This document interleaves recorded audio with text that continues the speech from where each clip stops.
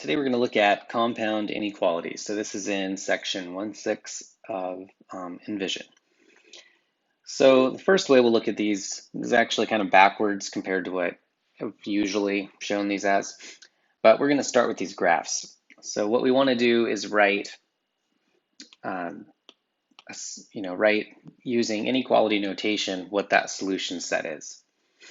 So for the section on the left here, so you have starts at -4 and it's an open circle. So that arrow is pointing to the left.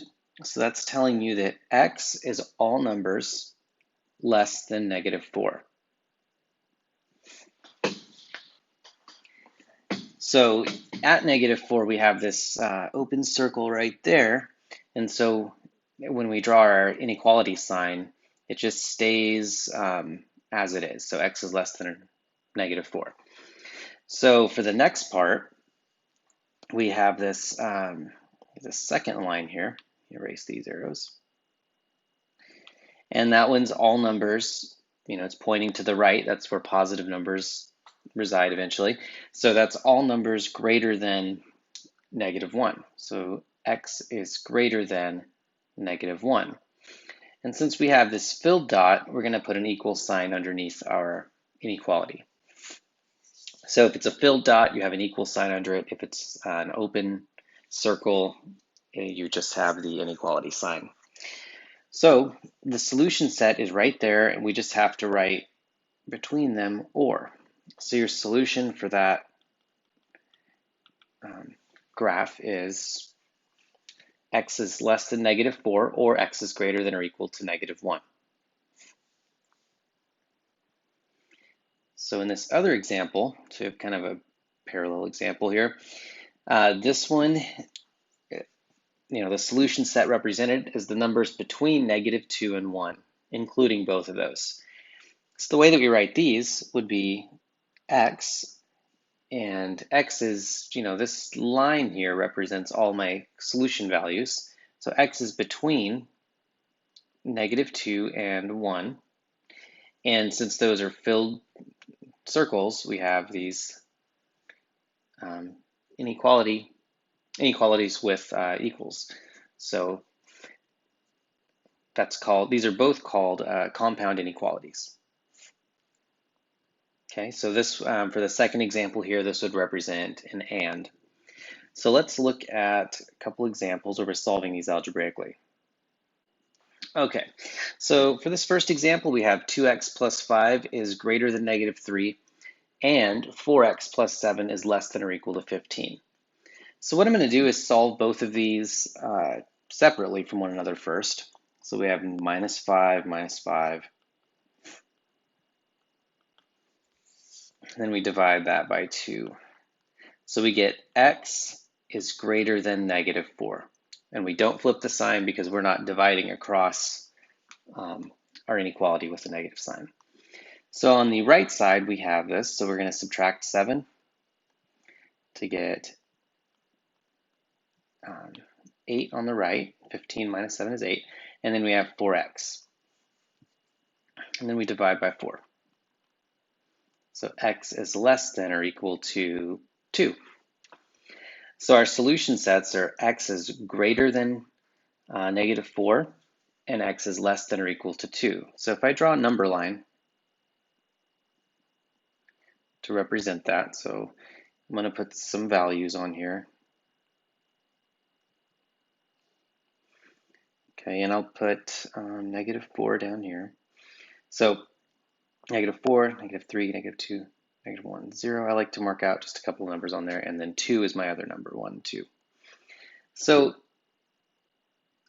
now I'm going to graph that. So that's numbers greater than -4, but not including, so it's an open circle. And then, so that's stuff that goes this way. And then x is less than or equal to 2, including 2. So we're going to have a closed circle on 2.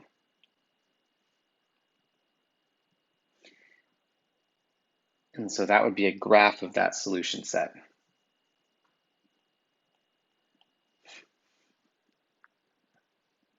So another way to write that or represent it would be to put x between and go -4 is less than x, and that is less than 2, including 2. So this is the way I would write that as an AND statement.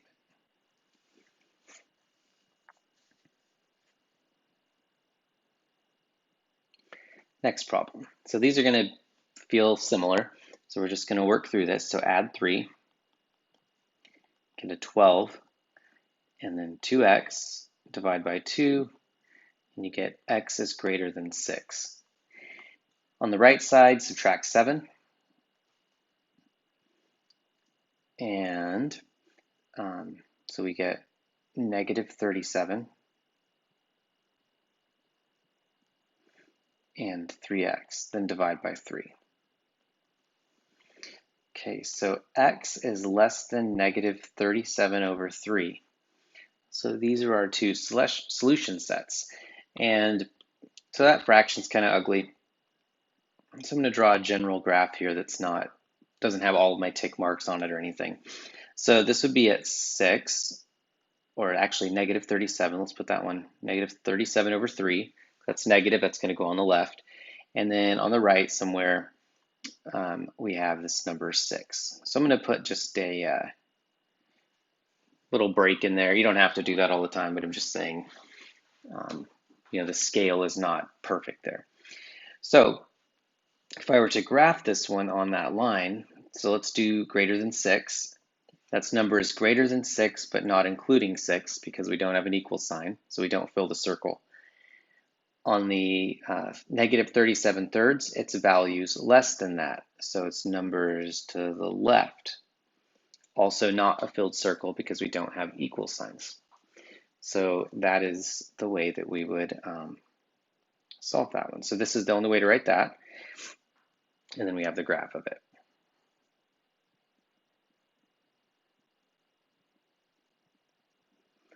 Okay, let's just do another one. Add 1.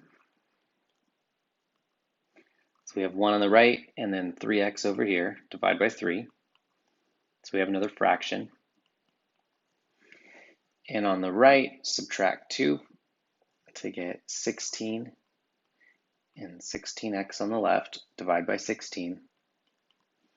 And you get x is less than or equal to 1. Okay, so let's draw our number line. And for this one, I'm going to do the same thing where I'm just going to mark out these two numbers primarily. So we have 1, and then we have, 0 down here somewhere, and a 1/3. So it says x is greater than 1/3. So I'm going to point this in this direction. It's pointing to the right. And on the left equation, we have x is less than or equal to 1. I'm sorry, it's an inequality, not an equation. And that one is included, so we include the 1 by filling the circle. Oh, it keeps doing that to me. Doesn't like when I do that too fast. And that's pointing to the left. So that is our solution, and the way that we can clean up that notation is to put x between 1 and 1/3.